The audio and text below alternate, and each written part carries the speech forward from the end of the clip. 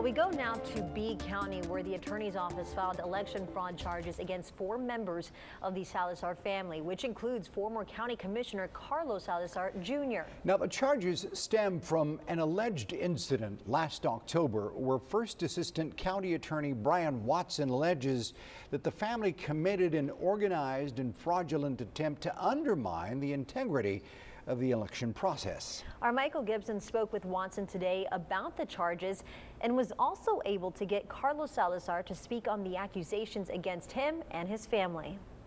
First Assistant County Attorney Brian Watson says that former B County Commissioner Carlos Salazar knew full well and good that his family members were giving him false information as he was acting as a deputy registrar back on October 5th of last year. And Watson says he can prove it. Now, if this was a residence that was occupied or maybe they lived in part-time, that becomes very difficult to prove whether someone's staying there full-time, if that's their full residence or not.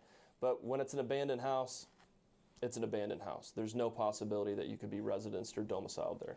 Our only job as a voter registrar is to make sure that the form is completed correctly. It is not our job as a voter registrar to see the honesty. This is the house in question, which authorities say is at 1401 West Crockett Avenue. Watson says that everyone from the B County Sheriff's Office to the State Attorney General's office has investigated the facts in this case, and those point to a conspiracy to commit voter fraud between Carlos Salazar, Edward Salazar, Linda Salazar, and Edward Lucas Salazar. Carlos Salazar says that Watson's trying to make a name for himself in his bid to become the next district attorney.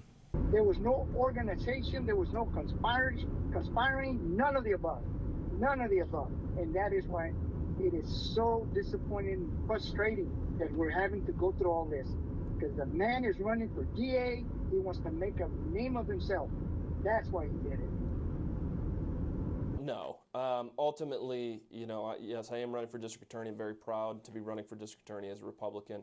This has nothing to do with that. Ultimately, again, it doesn't matter who you are, what party you affiliate with, you can't commit election fraud. You can't assist in committing election fraud.